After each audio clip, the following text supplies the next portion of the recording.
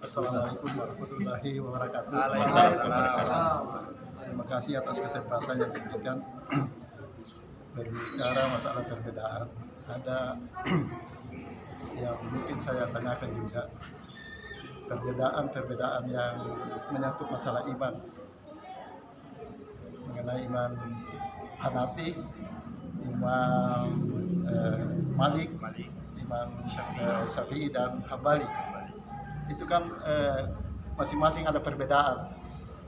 Contoh kan yang Hanafi misalnya kalau dibawa takbir tidak begini dan lurus. Kemudian Imam Maliki tidak kunut kalau salat subuh. Kalau Imam Syafi'i kunut dan lain-lain. Yang saya ingin tanyakan Pak itu mengenai perbedaannya.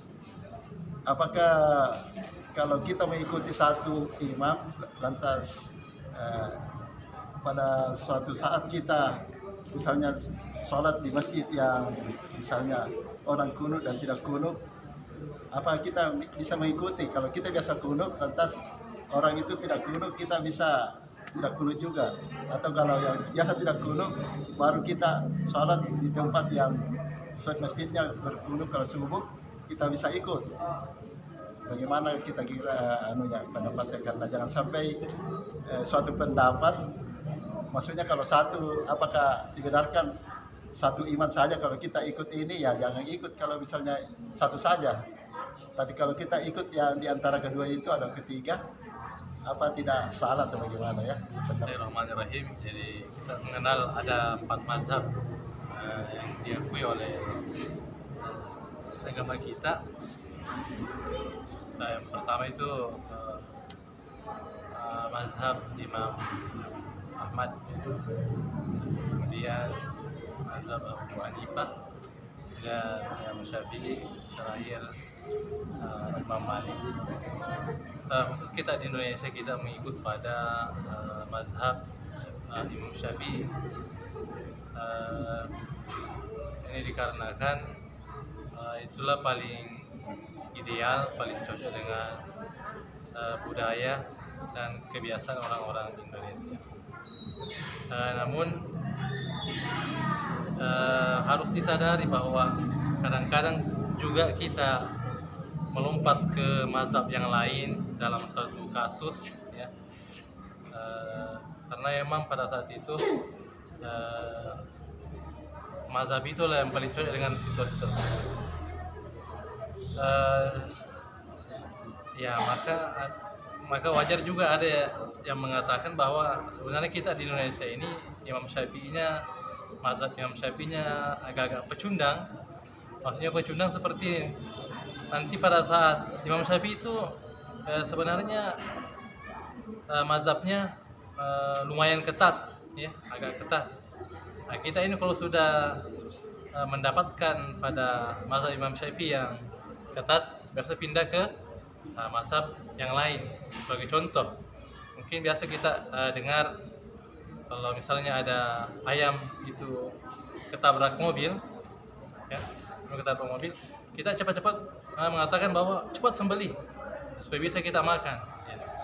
Kalau Imam Syafi'i itu mengatakan tidak boleh, karena Imam Syafi'i mengatakan bahwa tanpa Anda sembelih itu ayam, dia akan mati dan itu menjadi bangkai. Nah, tapi kita di Indonesia lagi-lagi kita pindah ke Imam Ahmad. Kita pakai pendapatnya mazhab Imam Ahmad yang mengatakan bahwa kalau ayam ini disembelih sekarang, ya, maka itu akan berbeda dengan dia akan mati mungkin kalau tidak disembelih dia mati 5 menit ke depan. Tapi kalau disembelih dia mati sekarang.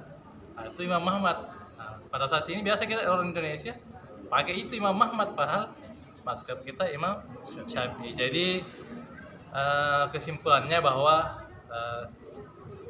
kita bermazhab anggaplah di Imam Syafi'i, tapi bukan haram untuk memakai mazhab yang lain dengan tanda kutip pada suatu kondisi yang memang pada saat itulah mazhab yang paling ideal untuk kita gunakan.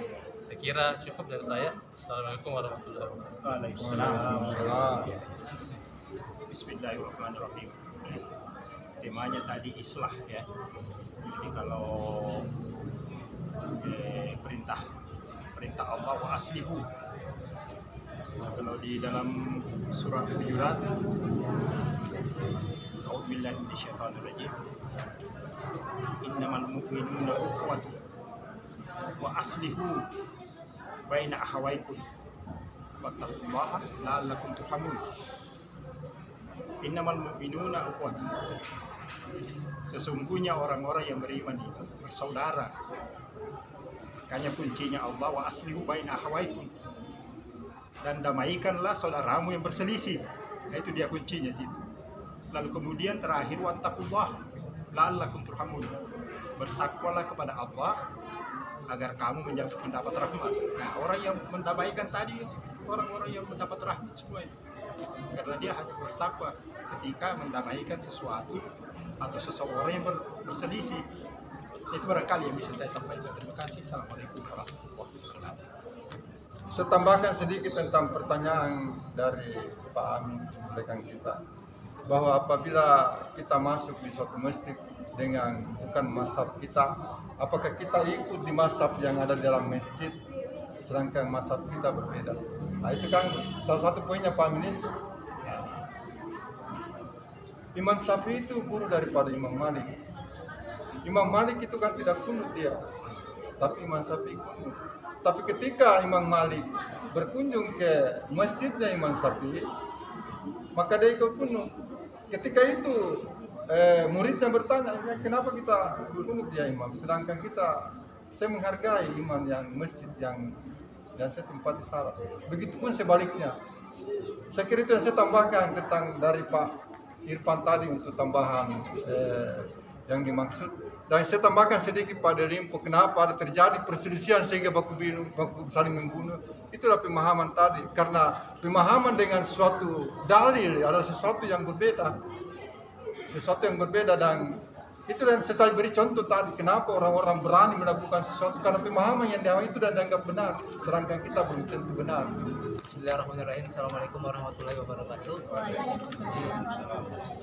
Untuk menyikapi tadi perbedaan pendapat tentang dalil kenapa sampai orang-orang itu macam pasukan Aprosi melakukan bom di sana di Bali, kalau menurut saya, jadi memang ada beberapa yang perlu kita masalah pemahaman sebenarnya.